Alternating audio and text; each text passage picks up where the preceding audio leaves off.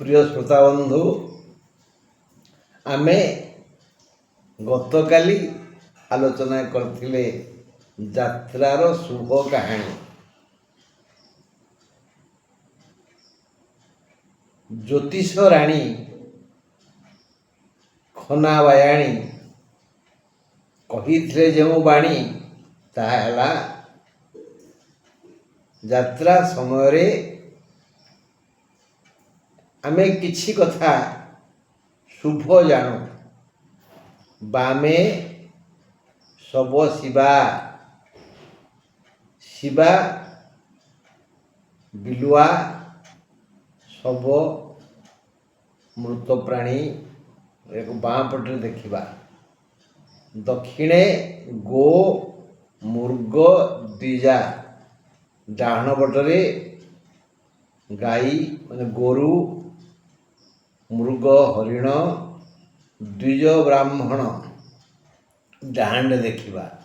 बामे सब शिवा दक्षिणे गो मृग द्विजा नकुल सर्वशुभम च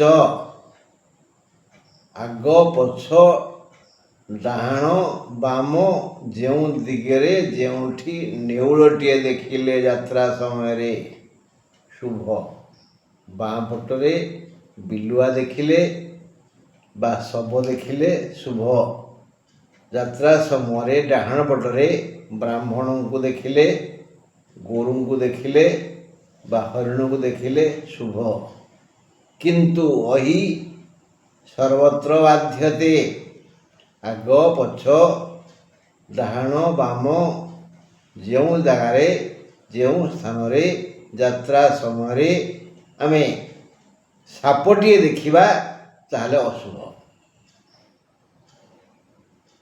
आमे जानिजे पूर्ण कलसी देखिगले ठीक किंतु खना महाशय कहले जे भरा ठारू खाली भल जदि भरी जाए।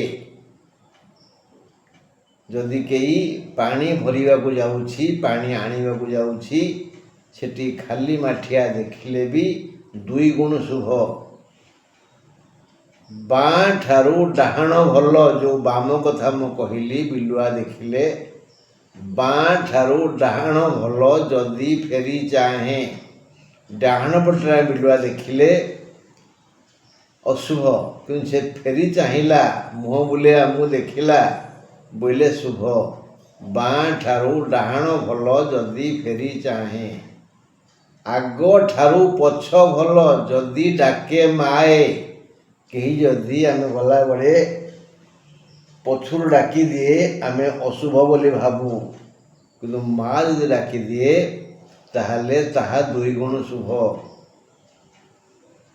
बुझा पड़ा भला भावे आग ठारू पछ भल जदि डाके माए बाँ ठारू डाहाण भल जदि फेरी चाहे भरा ठारू खाली भल जदि भरी जाए जीवंता मल्ला ठारू जीवंता भल जो सब कथा कहले बाँ पटरे से जीवंता मल्ला ठारू जीवंता भल सब अपेक्षा जीवंता लोक जीवंता प्राणी बंची थिबा लोक यदि मरणे थाए आमे जीवा समयर किछ समय पर से मरी जाए ताहले दुई गुण शुभ। मन रहा ये गोटे कथा हेले आमे आज अच्छे मासंत रे आसंता काली 15 तारीख रविवार संक्रांति मीन संक्रांति रवि मीन को जीवे।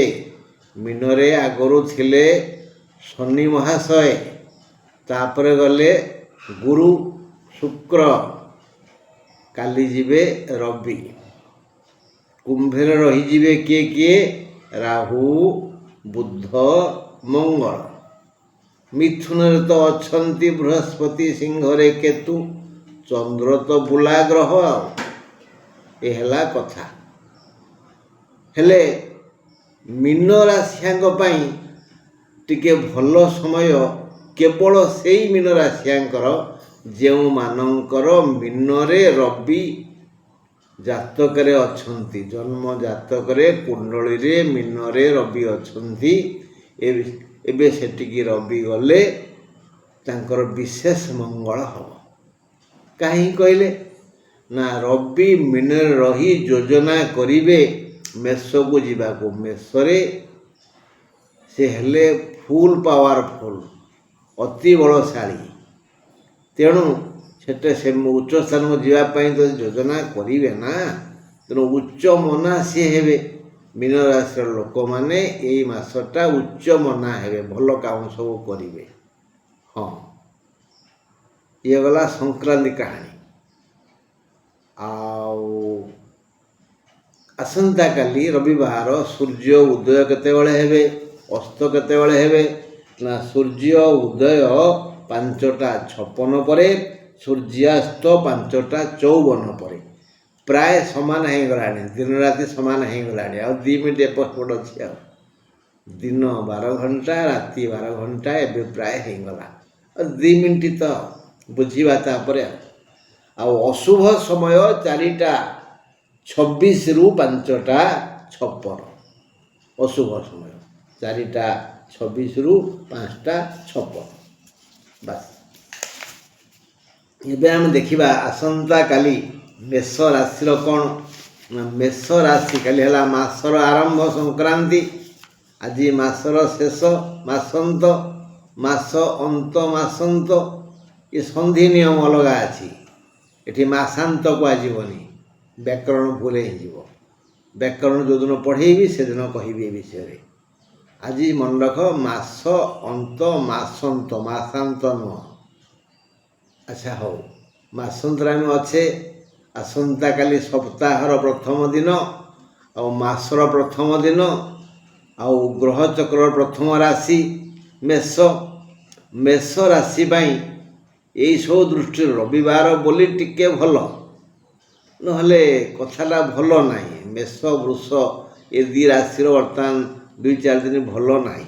ମେଷ କଥା କ'ଣ କୁହାଗଲା ଯେ ରବିବାର 15 ତାରିଖ ମେଷର ଘାତ ବାର। କେଉଁଠି ଟିକେ ବାଡ଼େଇ ପିଟି ହେଇଯିବ। ଆଉ ହଁ, ରକ୍ତ ବାହାରିପାରେ ବା ଦରଜ ହେଇପାରେ। ଯଦି ତାଙ୍କର ଏଇ ମେଷ ରାଶିଆଙ୍କ ଜନ୍ମ ଜାତକରେ ଚନ୍ଦ୍ର ଭଲ ଜାଗାରେ ଥିବେ, ଶତ୍ରୁ ଘରେ ନଥିବେ ବା ଶତ୍ରୁ ଦୃଷ୍ଟିରେ ନଥିବେ, ତାହେଲେ କିଛି ହେବନି। ହଁ,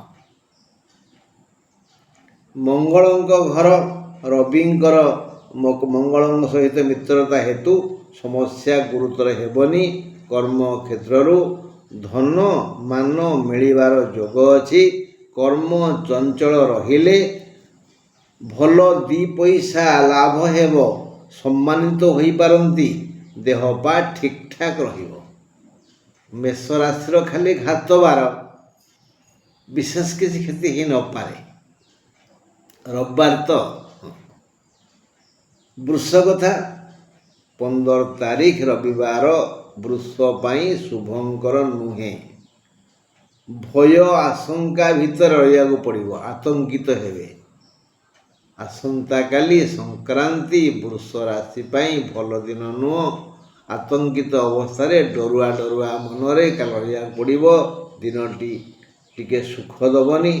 ସମ୍ମାନ ହାନି ଭୟ ଅଛି। ନବମାଧିପ ଶନି ଏବେ ଏକାଦଶସ୍ଥ ହେତୁ କିଛି ଶୁଭଫଳ ମିଳିବ। କାଲି ଶୁଭଫଳ ପୁରା ହାନି ହେବନି, କିଛି ମିଳିବ। ଭାଗ୍ୟାଧିପ ଶନି ଏବେ ଏକାଦଶରେ, ତେଣୁ ସେ କିଛି ସାହାଯ୍ୟ କରିବେ। ଯେହେତୁ ତାଙ୍କ ପାଖକୁ ତାଙ୍କ ବାପା ଯାଉଛନ୍ତି, ରବି ଯାଉଛନ୍ତି, ବାପ ପୁଅର ପଡ଼େନି। ଯେହେତୁ ବାପା ଆସୁଛନ୍ତି, ତେଣୁ ଟିକେ ସମ୍ମାନ ମିଳିପାରେ। ଦେହ ପା ଠିକ୍ଠାକ୍ ରହିବ। ମିଥୁନ କଥା 15 ତାରିଖ ରବିବାର ମିଥୁନ ପାଇଁ ଆଦୌ ଶୁଭ ଦିନ ନୁହେଁ। 3ଟାଙ୍କ ରାଶି ଲଗାୟତ ଖରାପ, ଆଦୌ ଶୁଭ ଦିନ ନୁହେଁ। ଧକ୍କା ହେବାର ଭୟ ଅଛି। ଜଗି ରଖି ଟିକେ ଚାଲିଲେ ଭଲ, ହୁସିଆର। ବିଧି ବିଧାନ ଅଲଗା, ସେ ତ ପର କଥା।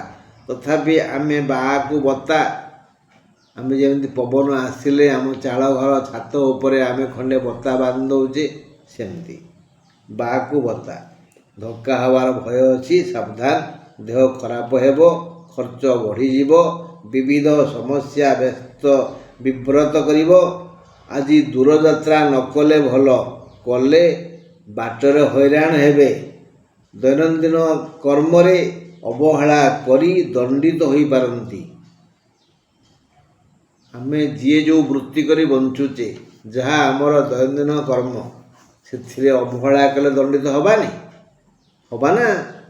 ଆଉ ଆମ ଉପରେ କେହି ଅଫିସର ଅଛନ୍ତି ପରା।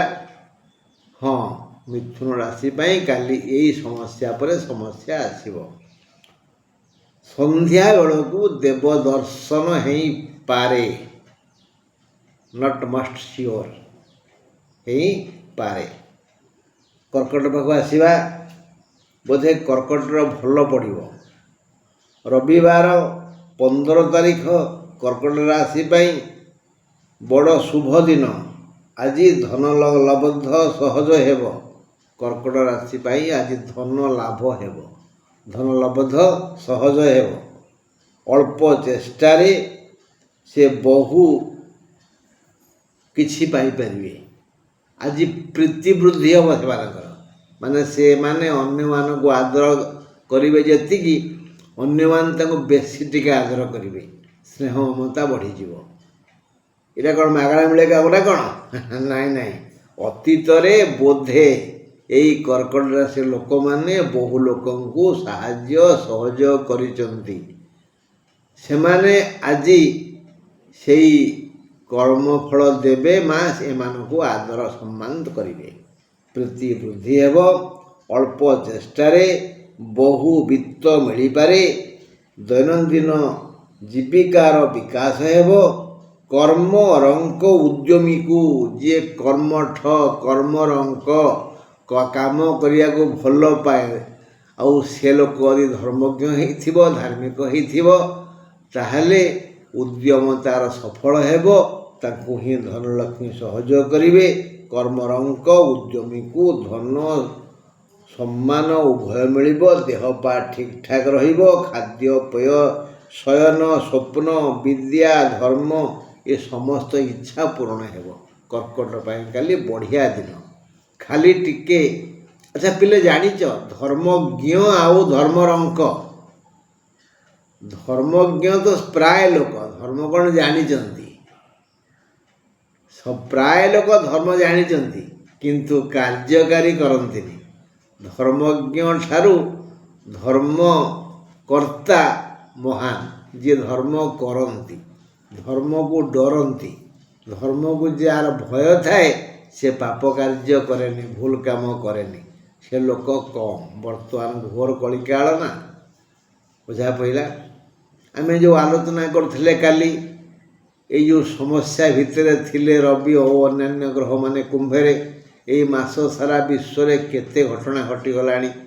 ପ୍ରାୟ ପରିବାର ଏବେ ନିର୍ଭରଶୀଳ ଗ୍ୟାସ୍ ଉପରେ, କାଠ କୋଇଲା ଉପରେ କମ୍ ଲୋକ ନିର୍ଭର କରନ୍ତି। ଏବେ ଗ୍ୟାସ୍ ସମସ୍ୟା, ସବୁ କ୍ଷେତ୍ରରେ ଖାଲି ଗ୍ୟାସ୍ କହୁଛନ୍ତି, ସମସ୍ତେ ହଇରାଣ ହେଉଛନ୍ତି। କାଲିଠୁ ବୋଧେ ସମସ୍ୟାର ସମାଧାନ ହୋଇଯିବ। ସବୁ କ୍ଷେତ୍ରରେ ଯୁଦ୍ଧ ଉପରେ ଆଉ ଦରଦାମ ଉପରେ କାଲିଠାରୁ ଏଇ ଯେଉଁ ମାସଟା ଆସୁଛି, ଟିକେ ଭଲ ସମୟ ଆସୁଛି ବୋଲି ମୋର ଗଣନା କରୁଛି। ଦେଖିବା କ'ଣ ହେଲା ସିଂହ କଥା। ରବିବାର 15 ତାରିଖ ସିଂହ ରାଶି ପାଇଁ ଭଲ ଦିନ। ମାତ୍ର ସିଂହ ପୁରୁଷମାନଙ୍କର ଘାତ ଚନ୍ଦ୍ର। ରବିବାର ହେତୁ ଧନାଗମର ସଂକେତ ମିଳୁଛି। ଯେଣୁ ଆଜି ଭଲ ଲାଭ ଦିନ। ଆପଣଙ୍କର କିଛି ନା କିଛି ଲାଭ ହେବ। ମାତ୍ର ବଣିକ ବ୍ୟବସାୟୀ, ଯେଉଁମାନେ ଅର୍ଥ ପାଇଁ ବ୍ୟବସାୟ କରୁଛନ୍ତି, ତାଙ୍କର ଆର୍ଥିକ ଲାଭ ହେବ। ଉଦ୍ୟମ ଅବ୍ୟାହତ ରହିଲେ ଧନୀ ହେଇଯିବେ। ବଣିକ ଆଉ ବ୍ୟବସାୟୀ, ଯେଉଁମାନଙ୍କର ଲକ୍ଷ୍ୟ କେମିତି ଅର୍ଥ ଆୟ, ଓକିଲ ଆଉ ଡାକ୍ତର, ତାଙ୍କ ଲକ୍ଷ୍ୟ ବି ସେଇଆ ନା। ଭିକାରୀ, ତା ଲକ୍ଷ୍ୟ ବି ସେଇଆ। ଯେଉଁମାନେ କେବଳ ଧନ ଚିନ୍ତା କରନ୍ତି, ଯେନ କେନ ପ୍ରକାରେଣ ଧନମ ଆଗଛତୁ, ଯେମିତି ହଉ, ଯେଉଁମାନେ ଏ ଚିନ୍ତା କରନ୍ତି ସେମାନଙ୍କୁ କାଲି ଧନ ମିଳିବ ପ୍ରବଳରୁ ପ୍ରବଳତର। ଲଘୁଚାପ ହେଲେ ଯେମିତି ପବନ ବା ବର୍ଷା ମାଡ଼ି ଆସେ, ସେମିତି ସେମାନଙ୍କୁ କାଲି ମିଳିବ। जदि उद्यम करिवे हाँ उद्यमेन ही सिद्ध्यन्ति कार्याणि ये लेखा अच्छी ना बास तेणु सिंह राशि मानकर देहपा काली ठीक रही न पारे देहपा ठीक रही धन मिल भोजन शयन रे सुख अच्छी हाँ बंधु आमे आज आलोचना करिबा आउ पदे कथा जे क्यों मानकर बंधु संपर्क रहेनी निजे भल लोक समस्त भल काम करती किंतु स्वार्थ हासिल परे से माने समस्ते आंकु गोड़े आड़े दियंती आंकु उपकार को भूली जाती आलोचना करिबा आ पर टिके एबे कन्या कथा 15 तारीख रविवार कन्या राशि पाई शुभ दिन कृतकर्मा धर्मज्ञ मानकु धन बा ज्ञान सुख मिलिबो धन आउ ज्ञान उभय मिलिबो कम लोक को केते लोक को धन मिलिबो केते लोक को ज्ञान मिलिबो तेणु 15 तारीख रविवार कन्या राशि पाई शुभ दिन कृतकर्मा धर्मज्ञ मानकु धन बा ज्ञान सुख मिलिबो केही केही बौद्धिक सुख पाई खुशी हेबे बौद्धिक सुख माने निजे बुद्धिमान किछि असंभव कार्य को से संभव कर देबे तांको बहुत लोक जगी थिबे से माने बौद्धिक सुख पाइबे प्राय समस्ते आर्थिक सुख पाइबे कन्या राशि समस्ते प्राय आर्थिक सुख पाइबे हेले जो माने उद्यमी तांक बटे अधिक आसीबो आ कोन हां तमे आ मु जे खाली बसुचे आ सुनुचे आम पाखु गोटिए कदली आसीबो जो माने मंदिर रु फेरिबे गोटे दे दे जीवे बाटरे बसचे आमे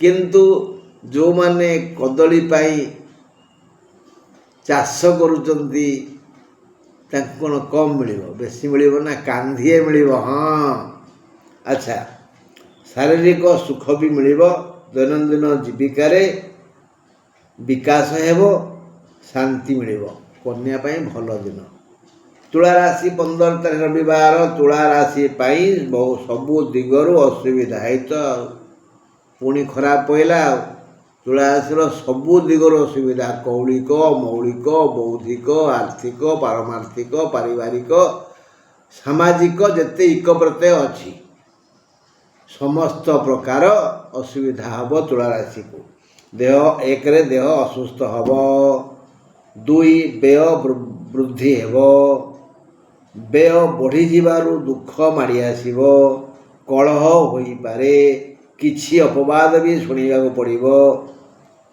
जदि धैर्य धरिया को संभाली नेबे अरे खर्च होउची होउ मारे गोड़ी चिंता करजो काई रे दौच मते गाड़ी रोग देह थिले रोग होबो व्यस्त काई होउचु अपवाद अरे काली प्रशंसा मिलला आज निंदा मिलला धैर्य हरा काई होउचु माने ये सब समस्या को जी संभाली निए धैर्य धरे आउ भाभी निए से ज्ञानी ना पाग निश्चय बदली जीव जो माने मत आज चोर शला कहते से माने काली मो गोड़ धरिबे देखुनु जगुनु से धैर्यवान व्यक्ति या परे परे हसिबे अपराह्न रे स्वादिष्ट भोजन मिलिबो संध्या को भगवान डाकिबे आसुनु मते टिके दर्शन करिवु हां बिछा कथा बुझिबानी रविवार हेतु 15 तारीख बिछा राशि पाई एक प्रकार शुभ दिन लाभ वृद्धि हेबो एठारे कृषक बणिक व्यवसायी कथा कहगला लाभ वृद्धि हो कार कृषकंकर बणिकंकर व्यवसायींकर जदि से बिछा राशि लाभ वृद्धि हेबो चिकित्सक आईनिज्ञ भिक्षुक मानकर आर्थिक लाभ हेबो जो माने चिकित्सा करुचंदी अर्थ लोभरे जो माने आईनिज्ञ वकील जाकर उद्देश्य केमती हेले पाकेटी पैसा आसु जो माने भिकारी खरा वर्षा किछि न माने मागुचंती आउ जो माने लांच खोर कर्मचारी सरकारी कर्मचारी लांच न बिना लांच रे बंचंती नहीं दरमा तो आसीबो आ पर पैसा केमती मो पाकेटी के आसीबो से बढ़िया लाभ काले हम ହଁ ବାସ୍ ଲାଭ ହେବ। ଆଉ ଯେଉଁମାନେ ଅନ୍ୟ ବୃତ୍ତି କରୁଛନ୍ତି, ଶ୍ରମ କରୁଛନ୍ତି, ସେମାନଙ୍କ ହାତ ଖାଲି ହେବନି, ଆସିବ ଏ ପଇସା। ସ୍ୱାସ୍ଥ୍ୟ ସମସ୍ୟା ନାହିଁ, ପାରିବାରିକ ଶାନ୍ତି ସୁଖ ଅଖଣ୍ଡ ରହିବ, ଆଉ ସବୁ ଭଲ। ଧନୁ କଥା ବୁଝିବା। ସଂକ୍ରାନ୍ତି ଦିନ ଧନୁ ରାଶିର ଶାନ୍ତି ବ୍ୟାହତ ହେବ। ହେଇ ମାସ ଆରମ୍ଭରୁ ଶାନ୍ତି ବ୍ୟାହତ ହେବ, ମାନେ ଅଶାନ୍ତ ପରିବେଶରେ ଦିନ ଯିବ ବୋଧେ, ଆଉ ଶାନ୍ତି ବ୍ୟାହତ ହେବ। ମନ ଅଧୀର ଓ ବ୍ୟାକୁଳ ହେବ। ଦୈନନ୍ଦିନ ବୃତ୍ତି ବ୍ୟବସାୟରେ ବାଧା ଆସିବ। ଧନାଗମ ପାଇଁ ଯତ୍ନ କରଣୀୟ। ଧନ ଆସିବ, ତା ପାଇଁ ଟିକେ ଯତ୍ନ ଦରକାର, ଯତ୍ନ କରଣୀୟ। ଅବୁଝା ମନକୁ ଶାନ୍ତ କରିବା ପାଇଁ ଦର୍ପଣ ଦେଖନ୍ତୁ। ଦେହ ପା ଠିକ୍ ରହିବ, କିନ୍ତୁ ଏକ ଅକୁହା ବେଦନା ମନକୁ ମନ୍ଥିବ। ମନକୁ ବୁଝେଇବା ପାଇଁ କେବଳ ଦର୍ପଣ ସାହା। ବାରମ୍ବାର ଦର୍ପଣ ଦେଖନ୍ତୁ, ନିଜ ମୁହଁକୁ ସଜାଡ଼ି ଦିଅନ୍ତୁ, ମନ ଆପେ ଆପେ ଶାନ୍ତ ହୋଇଯିବ। କୌଣସି ଅକୁହା ବେଦନା ମନକୁ ମନ୍ଥିବ, ଆନ୍ଦୋଳିତ କରିବ। ହଁ, ଏଇ ସମସ୍ୟା ଟିକେ ଅଛି। ଧନ ମଧ୍ୟ ମିଳିବ, ଟିକେ ଚେଷ୍ଟା ଦରକାର। ଦୈନନ୍ଦିନ ବୃତ୍ତିରେ ବାଧାବିଘ୍ନ ଟିକେ ଆସିବ, ଯେହେତୁ ମନ ଘର ଧରିବନି, ମନ ଆକୁଳ ବ୍ୟାକୁଳ ହେବ। ଏବେ ଦେଖିବା ମକର କଥା। ମୀନ ସଂକ୍ରାନ୍ତି, ରବି ମୀନକୁ ଗଲେ, ପୁଣି ଶ୍ରୀଚନ୍ଦ୍ର ଓ ବାପା। ସବୁ ଦିଗରୁ ଭଲ ମ। ରବିଙ୍କ ସାହାଯ୍ୟ ପାଇବେ, ଚନ୍ଦ୍ରଙ୍କ ସାହାଯ୍ୟ ପାଇବେ। ଚନ୍ଦ୍ର ଆଉ ରବି କୁହାଯାଏ, ଚନ୍ଦ୍ର ହେଲେ ମା, ରବି ହେଲେ ବାପା। ବାପା ମା ଉଭୟଙ୍କର ସାହାଯ୍ୟ ସହଯୋଗ ପାଇଲେ ପିଲା ଯେମିତି ଆନନ୍ଦିତ ପ୍ରଫୁଲ୍ଲିତ ହୋଇଥାନ୍ତି, ସେଇଭଳି ମକର ରାଶିର ଲୋକେ ସଂକ୍ରାନ୍ତି ଦିନ, ମାନେ ରବିବାର ଦିନ ଆହ୍ଲାଦିତ ପ୍ରଫୁଲ୍ଲିତ ହେବେ। ଦେଖିବା କ'ଣ ଅଛି। ମୀନ ସଂକ୍ରାନ୍ତି, ରବି ମୀନକୁ ଗଲେ, ପୁଣି ଶ୍ରୀଚନ୍ଦ୍ର। ଏହି ଦୁଇ କାରଣରୁ ଏମାନେ ସମସ୍ତ ପ୍ରକାର କୌଳିକ ମୌଳିକ ଆର୍ଥିକ ବୌଦ୍ଧିକ ସୁଖ ଅବଶ୍ୟ ପାଇବେ। ପାରିବାରିକ ଶାନ୍ତି ମିଳିବ ଓ ସାମାଜିକ ସମ୍ମାନ ବୃଦ୍ଧି ହେବ। ଆଉ ଗୋଟିଏ କଥା, ଏମାନେ ନିଜ ଭୁଲ ବୁଝିପାରିବେ। ସିଏ ହିଁ ଜ୍ଞାନୀ, ଯିଏ ନିଜ ଭୁଲ ବୁଝିପାରେ। ଆପଣ ଏଟା ଜାଣିନାହାନ୍ତି? ଆପଣ ଜାଣିଛନ୍ତି ନା? ଯିଏ ନିଜ ଭୁଲ ବୁଝିପାରେ ସେ ଜ୍ଞାନୀ। ଯିଏ ନିଜ ଭୁଲ ବୁଝିପାରେ ନା, ସିଏ ନିଜ ହାତରେ ନିଜ ଘର ଆଗରେ ଗୋଟେ ଖାଲୁଆ ପୋଖରୀ ଖୋଳେ, ଆଉ ସେଇ ପୋଖରୀରେ ସିଏ ହିଁ ପଡ଼େ। ଏଣୁ ହେ ମୋର ଭାଇ ବନ୍ଧୁ କୁଟୁମ୍ବ, ଆଗେ ନିଜ ଭୁଲଟା ଖୋଜନ୍ତୁ, ସତର୍କ ହେଇଯାଆନ୍ତୁ, କିଛି ବିପଦ ଆସିବନି। କାଲି ମକର ରାଶିର ସେଇ ବୁଦ୍ଧି ଜାଗ୍ରତ ହେବ। ଖୁସି ହେବେ, ଦେହ ମୁଣ୍ଡ ସୁସ୍ଥ ରହିବ। ଅଦମ୍ୟ ଉଦ୍ୟମ ମାନେ ଅକ୍ଳାନ୍ତ ପରିଶ୍ରମ କଲେ ଚଟକିନ୍ ଧନୀ ହେଇଯିବେ। ଧନଲକ୍ଷ୍ମୀ ଯେମିତି ଗୋଡ଼ ଟେକି ବସିଛନ୍ତି, ମକର ରାଶିକୁ କାଲି ସାହାଯ୍ୟ ସହଯୋଗ କରିବା ପାଇଁ ଆୟ ବଢ଼ିଯିବ, ଆଉ ନିଶ୍ଚୟ ସେମାନେ ଧନୀ ହେଇଯିବେ। କୁମ୍ଭ କଥା। ମୀନ ସଂକ୍ରାନ୍ତି ହେତୁ ଦ୍ୱିତୀୟ ରବି, ପୁଣି ଦ୍ୱାଦଶ ଚନ୍ଦ୍ର ଓ ସେପଟରେ ସାପ ଗୋଡ଼େଇ ଆସୁଛି, ଏପଟରେ ଅରଣା ମଇଁଷି ଚାହିଁଛି, ମଲା ମଣିଷ। ମାନେ ଦ୍ୱାଦଶ ଚନ୍ଦ୍ର, ସିଏ ହଇରାଣ ହରକତ କରିବ। ସେପଟରେ ଦ୍ୱିତୀୟ ରବି, ସିଏ ବି ଘାଣ୍ଟି ଚକଟି ପକାଇବ। କୁମ୍ଭ ରାଶି ପାଇଁ ଆଦୌ ଭଲ ନାହିଁ ସଂକ୍ରାନ୍ତି ଦିନ। ମୀନ ସଂକ୍ରାନ୍ତି ହେତୁ ଦ୍ୱିତୀୟ ରବି, ପୁଣି ଦ୍ୱାଦଶ ଚନ୍ଦ୍ର, ଆଗ ଓ ପଛ ଦୁଇ ଆଡ଼ୁ ବିପଦ। ଅତୀତର ସମସ୍ତ କୁକର୍ମର ଆଭାସ ଆଜି ମନ ବୃକ୍ଷକୁ ଦୋହଲାଇ ଦେବ। ଅତୀତରେ କୁମ୍ଭ ରାଶି ଲୋକମାନେ ଯିଏ ଯେଉଁ ପ୍ରକାର ଭୁଲ ଭଟକା କରିଛନ୍ତି, ସେ ସବୁ ଆଜି ମନକୁ ହଇରାଣ କରିବ, ମନକୁ ଆନ୍ଦୋଳିତ କରିବ, ମନ ବୃକ୍ଷକୁ ଦୋହଲାଇ ଦେବ। ଗଛରୁ ପତ୍ର ଖସି ପଡ଼ିବ। ତେଣୁ ସେମାନେ ଆଜି ଆଦୌ ଶାନ୍ତି ପାଇବେନି। ଶାରୀରିକ, ମାନସିକ, ବୌଦ୍ଧିକ, ପାରିବାରିକ, କୌଳିକ, ମୌଳିକ ସବୁ ପ୍ରକାର ଦୁଃଖ ଆଜି କୁମ୍ଭ ରାଶିକୁ ଅସ୍ତ ବ୍ୟସ୍ତ ବିବ୍ରତ କରିବ। କଥାଟି ନାହିଁ ଅତୀତର ସମୟ ଯେ ଚୋରମା ନ କାନ୍ଦେ ଯଦି କାନ୍ଦେ କଇଁ କଇଁ ହୋଇ। ଯେଉଁ ଭୁଲ ଆମେ କରିଛେ, ମୁଁ ଏବେ ଟିକେ ପୂର୍ବରୁ କହିଲିନି କି ଭୁଲ କର ନା, ଯଦି ଭୁଲ କରୁଛ ତୁରନ୍ତ ପ୍ରାୟଶ୍ଚିତ କର, ତୁରନ୍ତ, ନହେଲେ ଶୁଦ୍ଧମୂଳ ଆଦାୟ ହେଇ ତମେ ଗୋଡ଼ିଟିଏ ପକାଇଥିଲେ କାହାକୁ, ଗୋଟିଏ ପଥର ତ ମୁଣ୍ଡରେ ପଡ଼ିବ। ସାବଧାନ, ବି କେୟାରଫୁଲ୍। ତେଣୁ ରବିବାର ଖାଲି ମନସ୍ତାପ କରିବା ସାର ହେବ, ବ୍ୟୟଭାର ବଢ଼ିଯିବ, ଦେହ ଖରାପ ହେବ, ପଡ଼ୋଶୀ ନାକରେ କାଠି ପୂରେଇ ଛିଙ୍କିବେ। ଯେଉଁମାନେ ଆପଣଙ୍କୁ ଚାହିଁ ମୁରୁକି ମୁରୁକି ହସୁଥିଲେ ସେମାନେ କାଲି ଛିଙ୍କିବା ଆରମ୍ଭ କରିବେ। ମାନେ ଆପଣଙ୍କୁ ଥଟ୍ଟା ପରିହାସ କରିବେ, ପାଟିରେ ନୁହଁ ଇଙ୍ଗିତରେ। ସାବଧାନ, ଡରିବେନି, ଧୈର୍ଯ୍ୟ ଧରନ୍ତୁ। ମୀନ ରାଶି, ମୀନରେ ରବି, ଜନ୍ମ ରବି ଜାତକରେ ଯେଉଁମାନଙ୍କ ମୀନରେ ରବି ସେମାନଙ୍କୁ ଏ ମାସରେ ରବି ଯଥେଷ୍ଟ କଲ୍ୟାଣ କରିବେ। ରବିବାର ଏ ମାସ ଏମାନଙ୍କ ପାଇଁ ଏକ ଆୟକାରୀ ଦିନ। ଧନ ବୃଦ୍ଧି ପାଇଁ ବହୁ ସୁଯୋଗ ଆସିବ, ଧନ ବୃଦ୍ଧି ପାଇଁ ସୁଯୋଗ ଆସିବ। ହଁ, ଯାହା କୁହନ୍ତି ଟଙ୍କା ଉଡ଼ୁଛି ଧରେ। ହଁ, ସୁଯୋଗ ଆସିବ। ଯିଏ କର୍ମଠ ଓ ବୁଦ୍ଧିମାନ ସେମାନେ ପ୍ରବଳ ଆୟ କରି ଆର୍ଥିକ ମାନଦଣ୍ଡକୁ ସୁଦୃଢ଼ କରିବେ। ଅନ୍ୟମାନେ ଅଳ୍ପେ ବହୁତେ ଆୟ କରିବେ। ସ୍ୱାସ୍ଥ୍ୟ ସମସ୍ୟା ନାହିଁ, ସମ୍ମାନ ଆଦର ମିଳିବ।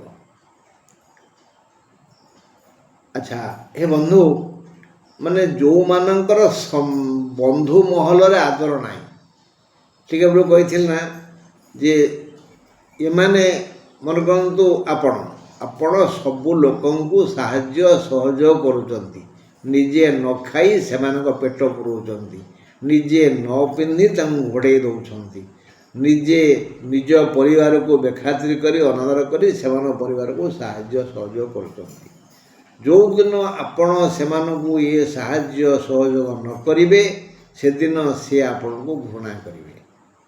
ଆଉ କହିବେ ତୁ ମୋର କ'ଣ କରିଥିଲୁ ମ, କି ସାହାଯ୍ୟ କରିଥିଲୁ, ତୁ ଯା। କାହିଁ ହୁଏ ଏଟା? ବହୁତ ଭଲ ଲୋକଙ୍କୁ ଏ ନିନ୍ଦା କାହିଁକି ମିଳେ? ଭାଇ ବନ୍ଧୁ କୁଟୁମ୍ବଙ୍କୁ। କିନ୍ତୁ ମୁଁ ଗୋଟିଏ ନିଜେ ତା ଉଦାହରଣ। ଏପର୍ଯ୍ୟନ୍ତ ମୋ ଜାଣିବାରେ ମୁଁ କାହାର କ୍ଷତି କରିନି, କିନ୍ତୁ ମୋର ଭାଇ ବନ୍ଧୁ କୁଟୁମ୍ବ କେହି ଜଣେ ମୋତେ ଭଲ ପାଆନ୍ତିନି, ମୁଁ ଅନୁଭବ କରେ। ଯେଉଁଦିନ ସେମାନଙ୍କ ସ୍ୱାର୍ଥ ହାସଲ ହେଇଯାଏ ତାପରେ ମୁଁ ଗୋଟିଏ ଗୋଡ଼ ଘଷା ପଥର ହେଇଯାଏ। କାହିଁକି ଏମିତି ହୁଏ ନା, ଯେଉଁମାନଙ୍କ ଜାତକରେ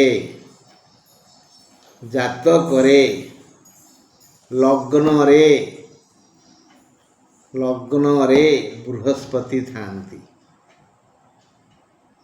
ତେଣୁ ସେଠି ବୃହସ୍ପତି ହେଇଗଲେ ଚତୁର୍ଥାଧିପତି।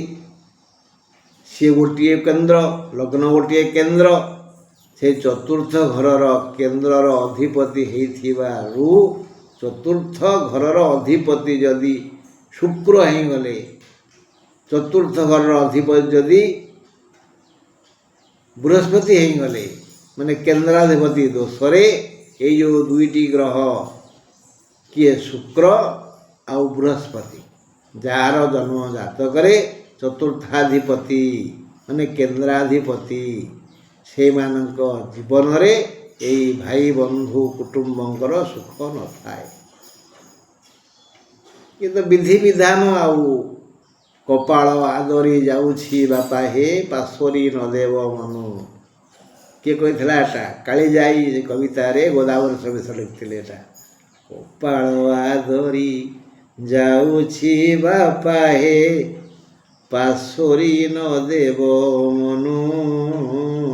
ହଁ ବନ୍ଧୁ, ଆଜି ସମୟ ହେଲାଣି।